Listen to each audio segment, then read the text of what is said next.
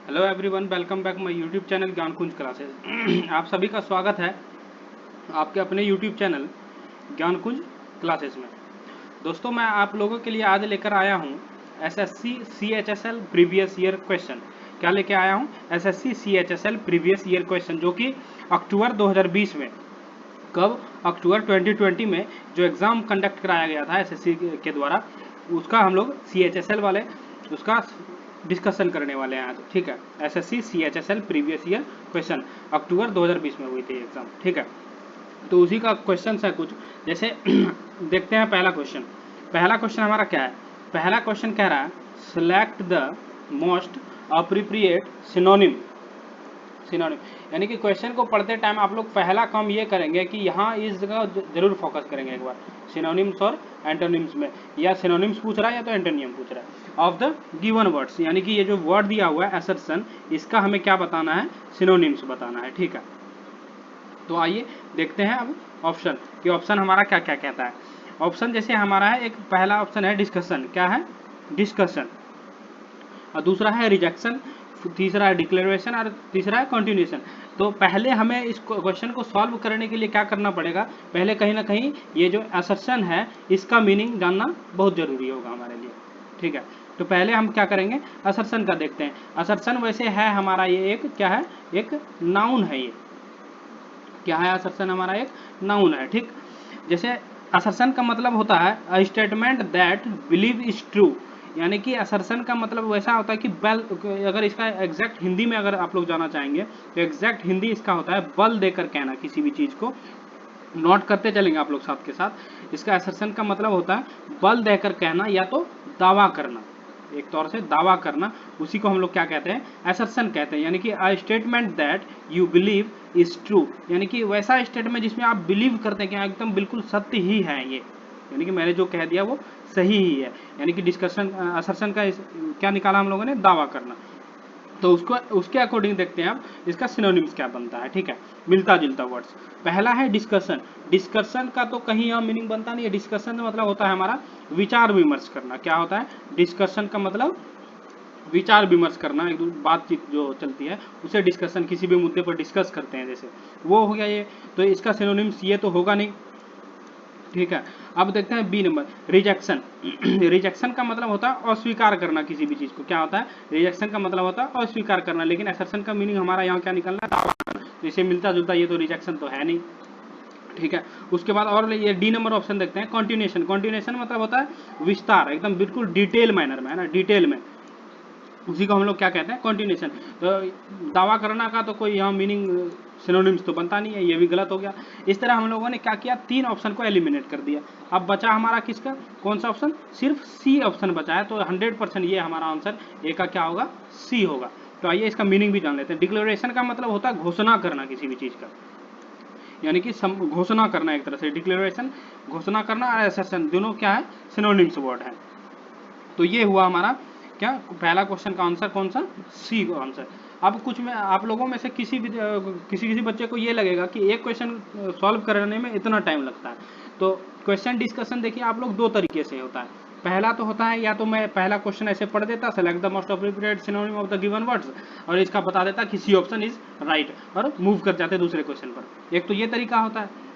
और ये दूसरा तरीका जो मैं कर रहा हूँ आप लोगों के साथ कि सिलेक्ट द, पहले मैंने क्वेश्चन पढ़ा, फिर उसका मीनिंग निकाला, फिर चारों ऑप्शन को देखा। यानी कि एक क्वेश्चन के अंतर्गत हम लोगों ने चार क्वेश्चन को कहीं ना कहीं सॉल्व किया है। तो इसमें थोड़ा टाइम लगेगा। क्यों? क्योंकि हम लोग सिर्फ प्रीवियस ईयर पेपर का डिस्कशन ही नहीं कर रहे हैं, बिल्कुल इसको डिटेल एकदम चर्चा कर रहे हैं, जो कि हम लोगों का फायदेमंद हो।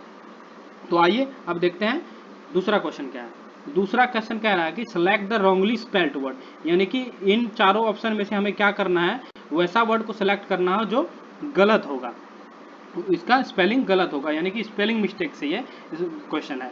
तो पहला देखते हैं, ऑफली। क्या है? ऑफली। इसका मतलब होता है, अगर इसका हिंदी निकालेंगे, ऑफली का मतलब होता है भय से, यानी कि डरा हुआ। ठीक है, उसी तरह अगला स्पेल्ड वर्ड, ये तो बिल्कुल सही वर्ड है हमारा। ठीक है, बी नंबर है अनड्यूली। अनड्यूली का मतलब होता है, अनड्यूली का मतलब अगर देखेंगे तो अनड्यूली भी ये कहीं ना कहीं इसका बिल्कुल सही मीनिंग है। अनड्यूली हमारा भी सही मीनिंग है। अगर अनरियली की बात करें आप लोग, अनरियली, अनरियली का मतलब होता है अनियंत्रित या तो अनियंत्रित होता है, बिल्कुल अनरूली, अनियंत्रित कह लें या तो उपद्रवी टाइप का, जैसे नहीं होता कि कंट्रोल से बाहर, है ना, कंट्रोल से बाहर, उसी को क्या कहते हैं, अनरूली कहते हैं। ठीक है, अब डी ऑप्शन जो है ये हमारा, यानी कि 3 ऑप्शन तो एलिमिनेट हो गया। अब चौथा बचा कौन सा हमारा, डी और नंबर। डी नंबर क्या है, ये हमारा स्पेलिंग, इसमें मिस्टेक है। क्या मिस्टेक है, यहाँ से भी आप लोग पकड़ सकते थे, जैसे डबल एल वाई है, एल वाई है, एल वाई है, और ये एल वाई है, यानी कि फेथफुली FATHFULLY होता है, कहीं ना कहीं क्या होता है, डबल एल वाई होता है, लेकिन यहाँ क्या है हमारा एल वाई है। ठीक है, जिसका मतलब होता है क्या, इन ए लॉयल मैनर, यानी कि ईमानदारी, है ना, इन ए लॉयल मैनर यानी कि ईमानदारी।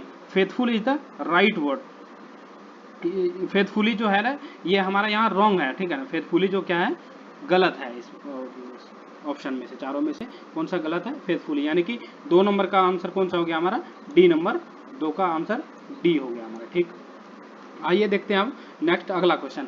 अगला क्वेश्चन जैसे हमारा है, select the most appropriate meaning of the given idiom, यानी कि इडियम जो दिया हुआ नीचे, इसका हम लोग का क्या करना है, मीनिंग सेलेक्ट करना है कि इसका मीनिंग कौन सा है दिया हुआ ऑप्शन में से।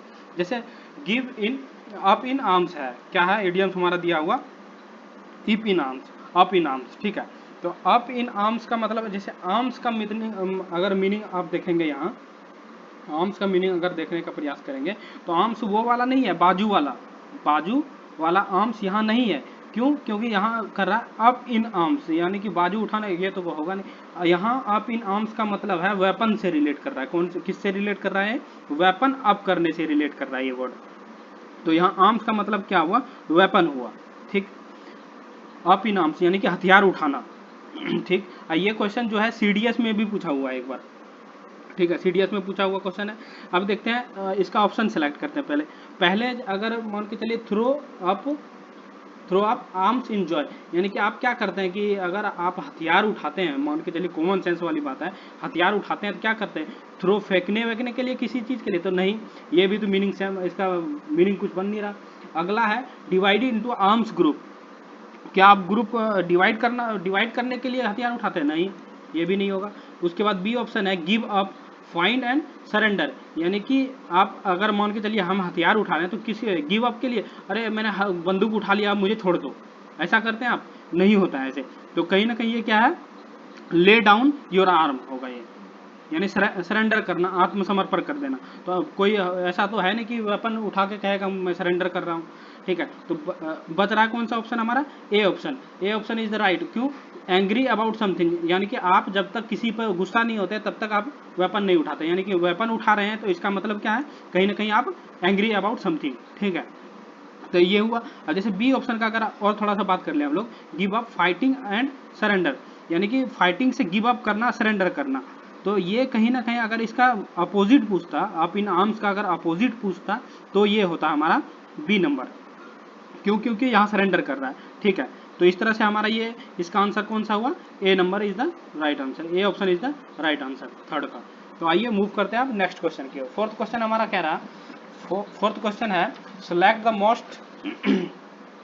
The most appropriate synonym of the given words, यानी कि यहाँ भी क्या पूछ रहा है हमारा, सिनोनिम पूछ रहा है किसका, जो वर्ड दिया हुआ है हमारा गैल, क्या दिया हुआ है, गैल दिया हुआ कहीं ना कहीं। तो गैल का मतलब होता है, एक आप लोगों ने सुना होगा जैसे क्लेवर इन नेगेटिव वे, यानी क्लेवर इन नेगेटिव वे, जैसे छल करना है ना, छल कपटी टाइप का, छल करने वाला चालबाज टाइप का है ना, उसी को क्या कहते हैं, गोयल कहते हैं। यानी कि गोयल का लिखेंगे क्लेवर इन नेगेटिव वे, उसी को क्या कहते हैं हम लोग, गोयल कहते हैं। तो इसका सिनोनिम बताना है कि मिलता जुलता कौन सा वर्ड है। तो आइए देखते हैं हम पहला ऑप्शन है हमारा इंस्टीट्यूशन। क्या है पहला ऑप्शन, इंस्टीट्यूशन। इसका मतलब होता है अंतर्ज्ञान, कहीं ना कहीं मतलब जैसे आप ये बोलते हैं अरे मुझे ऐसे लगता है, ऐसे हो सकता है, तो वहां हम लोग यूज करते हैं इंस्टीट्यूशन का। ठीक है, तो ये हो गया। अब आप बात करते हैं हम लोग सरफिट का। कौन सा है ये, सरफिट का मतलब होता है टू मच समथिंग, यानी कि कोई भी चीज बहुत ही अत्यधिक मात्रा में हो तो उसे हम लोग कहते हैं सरफिट, टू मच समथिंग, बहुत अधिक मात्रा में। लेकिन ग्योल से तो मिलता जुलता तो है नहीं है, इसलिए ये भी ऑप्शन हमारा नहीं होगा। अगला देखते हैं सिंसियरिटी। सिंसियरिटी क्या है हमारा, ये पॉजिटिव वर्ड है, कहीं ना कहीं अगर देखेंगे तो पॉजिटिव वर्ड है, लेकिन ये ग्वेल जो हमारा क्या है, ये नेगेटिव वर्ड है, नेगेटिव वर्ड है। क्यों? क्योंकि ये क्लेवर तो है इन नेगेटिव वे में, छल टाइप का, कपटी टाइप का, चालबाज जिसको बोलते हैं ना, तो ये नेगेटिव वर्ड है। तो सिंसियरिटी यहाँ पॉजिटिव वर्ड, ये तो होगा नहीं। अब बच रहा है हमारा कौन सा ऑप्शन, डी ऑप्शन, यानी कि डिसीट। डिसीट का मतलब अगर देखना निकालना चाहेंगे आप लोग, तो डिसीट का मतलब होता है छल, छल करने वाला, चाल कर, साना जिसको बोलते हैं आप लोकल लैंग्वेज में, ज़्यादा साना बन रहा, वैसे ही चालबाज। तो कहीं ना कहीं फोर्थ ऑप्शन का हमारा सही आंसर कौन सा होगा, D option is the right answer. अगर इसका सिंसियरिटी का अगर हिंदी देखना चाहेंगे तो सिंसियरिटी का हिंदी क्या होता है हमारा, अच्छा सच्चाई होता है, ठीक है। तो ये हो गया फोर्थ क्वेश्चन। अब हम लोग मूव करते हैं नेक्स्ट क्वेश्चन की ओर, 5 क्वेश्चन की ओर। तो पांचवा क्वेश्चन क्या कह रहा है, पांचवा क्वेश्चन हमारा ये कह रहा है कि select the most appropriate word, fill in the blank in the given sentence, यानी कि नीचे जो ये सेंटेंस दिया हुआ है, ये जो सेंटेंस है हमारा, इसमें यहाँ फिल इन द ब्लैंक्स है, इसमें कौन सा वर्ड आएगा। जैसे आइए पढ़ते हैं, आप क्वेश्चन क्या कह रहा है। If the video clip of the murder had not been shared, had not been shared, यानी कि यहाँ देखेंगे, ध्यान देंगे आप लोग, had not been shared का मतलब अगर ना हुई होती, ना हुई होती ऑन सोशल मीडिया, यानी कि ये कहना चाह रहा है कि if the video clip of the murder, यानी कि इस मर्डर का अगर वीडियो क्लिप शेयर नहीं हुई होती, कहाँ, सोशल मीडिया में, तो द वर्ड क्या होता है, likely, the word likely have remained, remained यानी कि रह जाना किसी से, है ना, रह जाना जिसको कहते हैं हम लोग, अनअवेयर जिसको कहते हैं ना, रह जाना। तो ऑफ द ट्रेजिडी, ट्रेजिडी का मतलब अगर ट्रेजिडी देखेंगे आप लोग यहाँ, अगर ट्रेजिडी का मीनिंग निकालने का प्रयास करेंगे तो ट्रेजिडी का मतलब होता है दुखद घटना, कोई भी बुरा घटना, दुखद घटना, उसी को हम लोग क्या कहते हैं, ट्रेजिडी।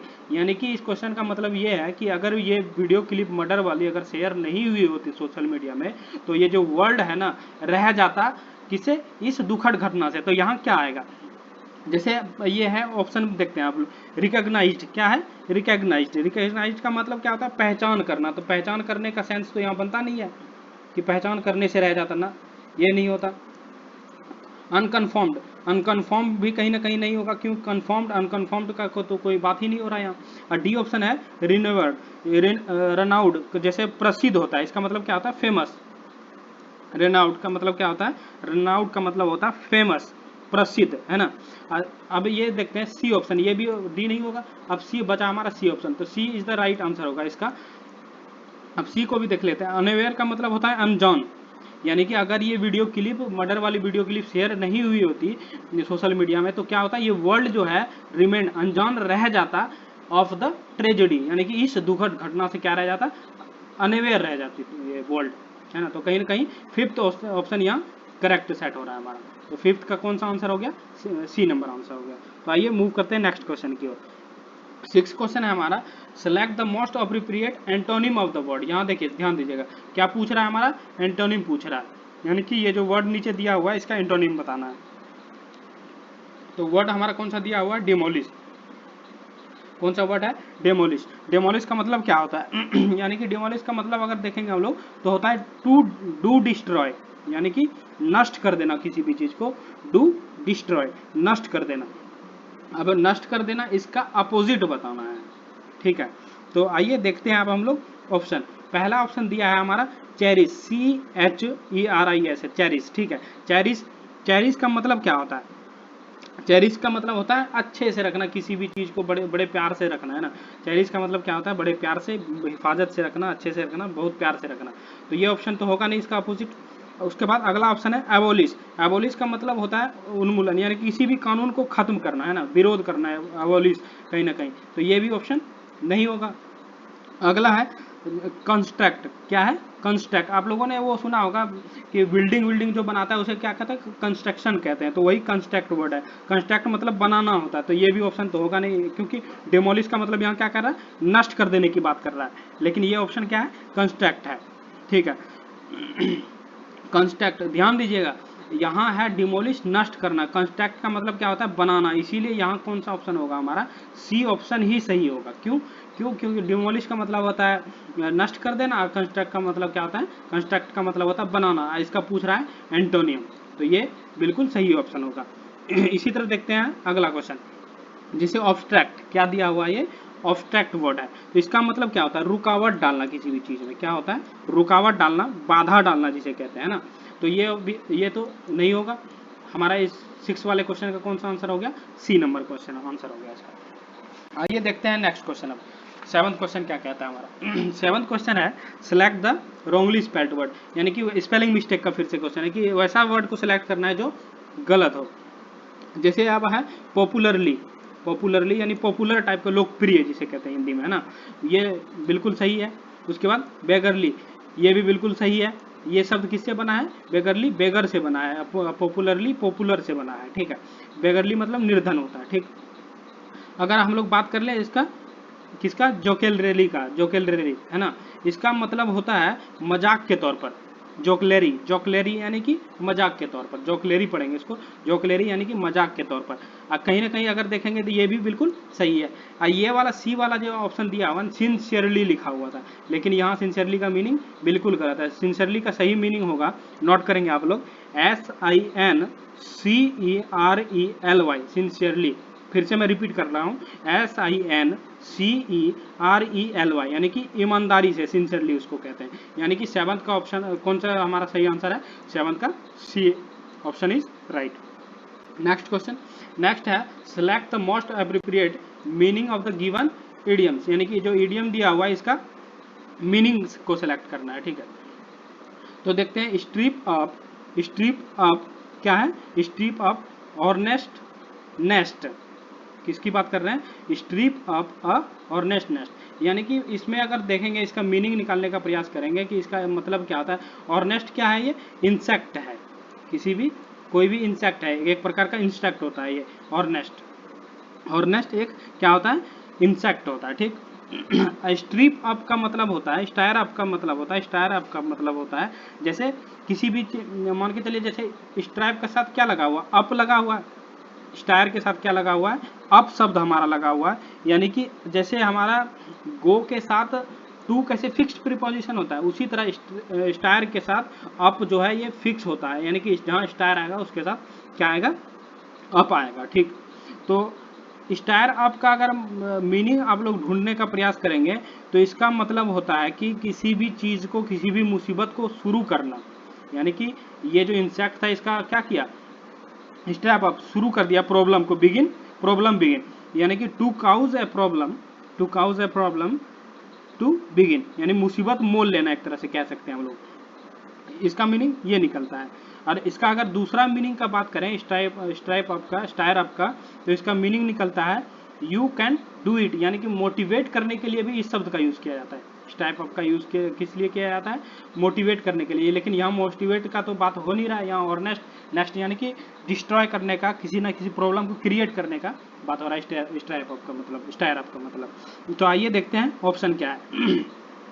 तो ऑप्शन है हमारा, जैसे पहला ऑप्शन है प्रोवोक ट्रबल, क्या है, प्रोवोक ट्रबल, यानी कि इसका मतलब अगर देखेंगे हम लोग तो, और ये भी देखेंगे जैसे लीड ए रिवोल्ट, यानी कि मान के चलिए आपने अगर उकसाया, प्रॉब्लम क्रिएट किया, क्या विद्रोह के लिए, क्या नहीं, रिवोक ट्रैवल ये भी नहीं होगा। इसका मतलब क्या होता है, उकसाना। रिवोक ट्रैवल का मतलब, प्रोवोक ट्रैवल का मतलब क्या होता है, उकसाना या बढ़ाना किसी भी चीज को। प्रोवोक ट्रैवल का मतलब होता है उकसाना या बढ़ाना किसी भी चीज को।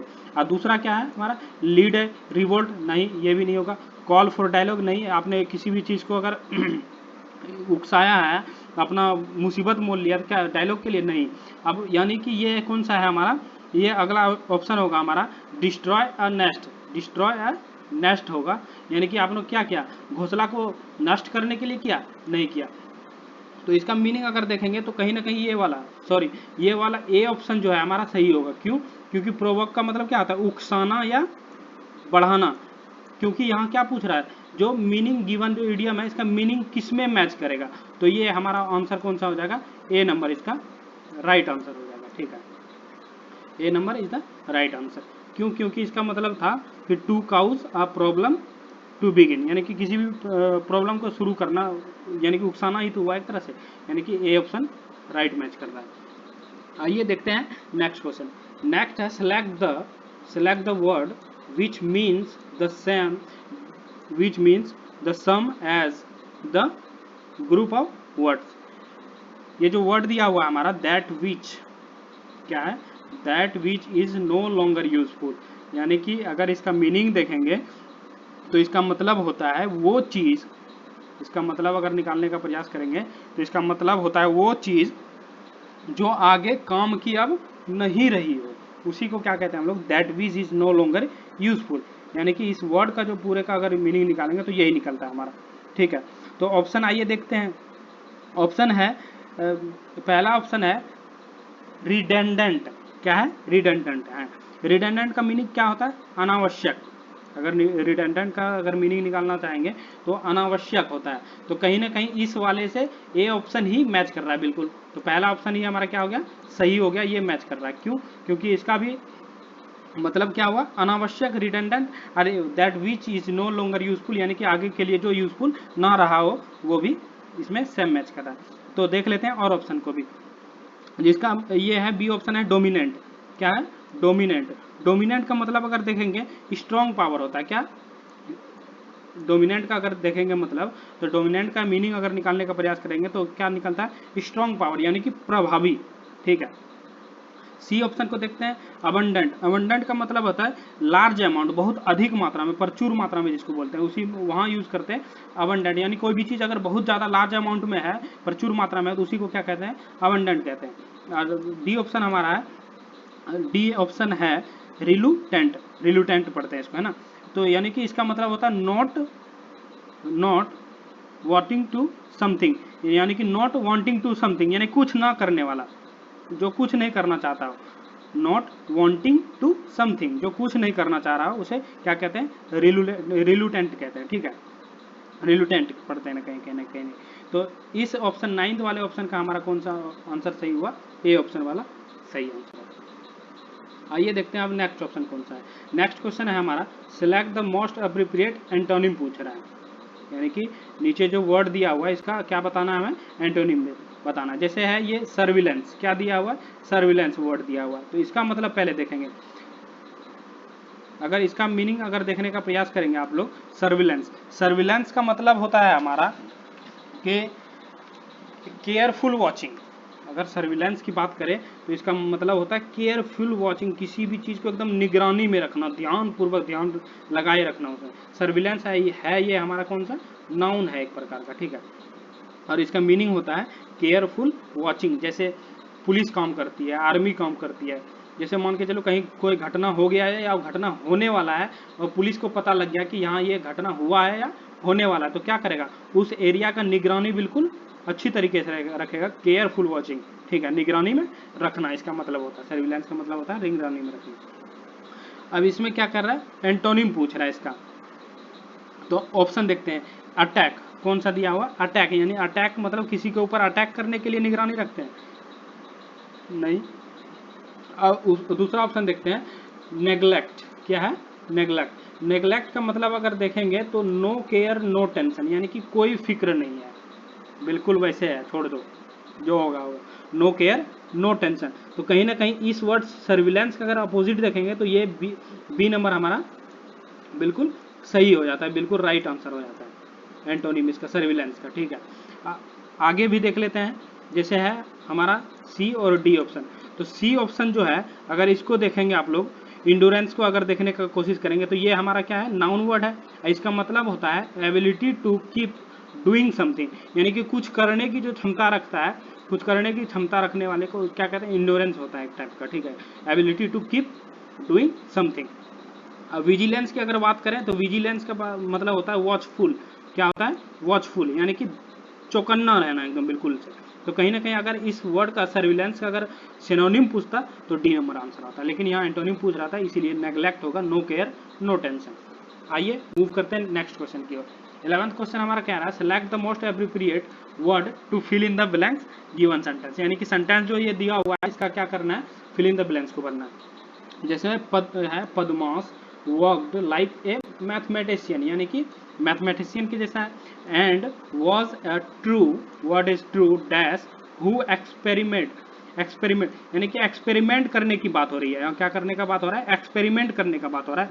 एक्सपेरिमेंट हम कब करते हैं, एक्सपेरिमेंट हम तब करते हैं जब हमें लगता है ऐसा हो सकता है, यानी काल्पनिक बातों पर एक्सपेरिमेंट किया जाता है। क्या कहा मैंने?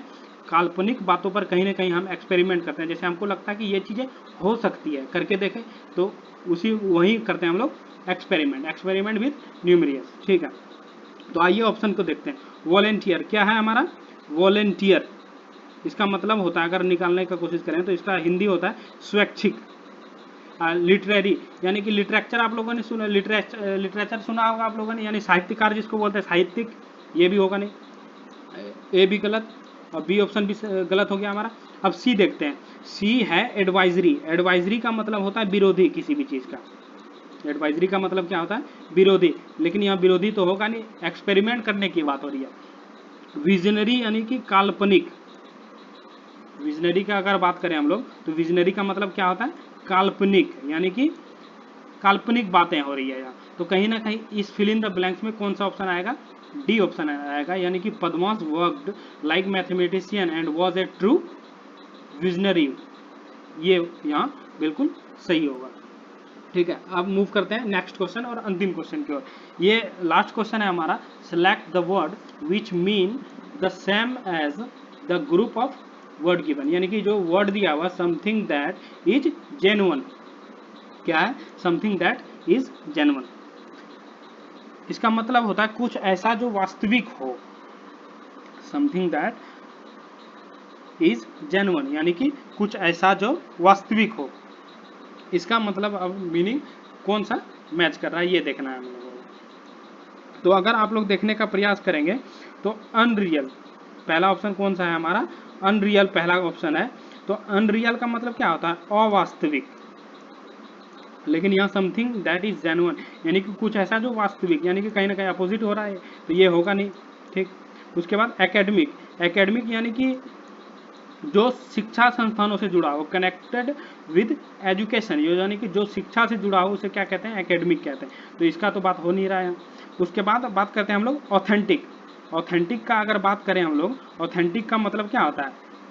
ऑथेंटिक का मतलब होता है that you know is real और जेन्युइन। क्या कहा मैंने? That you know is real और जेन्युइन, यानी कि प्रमाणिक तौर पर, एक तरह से प्रमाणिक। तो कहीं ना कहीं इस वाले स्टेटमेंट से हमारा कौन सा ऑप्शन मैच कर रहा है? सी ऑप्शन बिल्कुल मैच कर रहा है, authentic, that you know is real और जेन्युइन। लास्ट ऑप्शन का भी बात कर लेते हैं हम लोग, मैजेस्टिक। मैजेस्टिक का मतलब होता है कि हैविंग और शोइंग इम्प्रेसिव ब्यूटी, यानी कि इसका यूज कैसे होता है? कि हैविंग और शोइंग यानी कि देखने और हैविंग रखने और दिखाने के लिए इम्प्रेसिव ब्यूटी को, यानी कि प्रभावशाली सुंदरता होना या दिखाना। अगर मैजेस्टिक का मीनिंग देखेंगे तो इसका मीनिंग निकलेगा प्रभावशाली सुंदरता होना या दिखाना, उसी को कहते हैं मैजेस्टिक। लेकिन यहाँ हमारा था समथिंग दैट इज जेन्युइन, यानी कि वैसा कुछ जो वास्तविक हो। ऑथेंटिक का मतलब भी हमारा क्या निकलता है? That you know is real और जेन्युइन, जैसे हम जानते हैं कि ये सत्य है, यानी कि प्रमाणिक तौर पर। अनरियल की बात अगर करें, अनरियल यानी कि जो अवास्तविक हो, जैसे ड्रीम होता है हम लोग का, रात में जैसे सोते टाइम अगर ड्रीम देखते हैं आप कोई, तो वो क्या होता है? हमारा अनरियल होता है।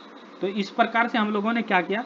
SSC CHSL previous year question को डिस्कस किया, जो कि पूछा हुआ था पिछले वर्ष हमारा 2020 में, SSC CHSL previous year question. तो ये रहा आज का सेशन। अगर आप लोगों को ये सेशन पसंद आया होगा तो इसको लाइक शेयर सब्सक्राइब जरूर करें, और मिलते हैं नेक्स्ट वीडियो में। तब तक के लिए धन्यवाद।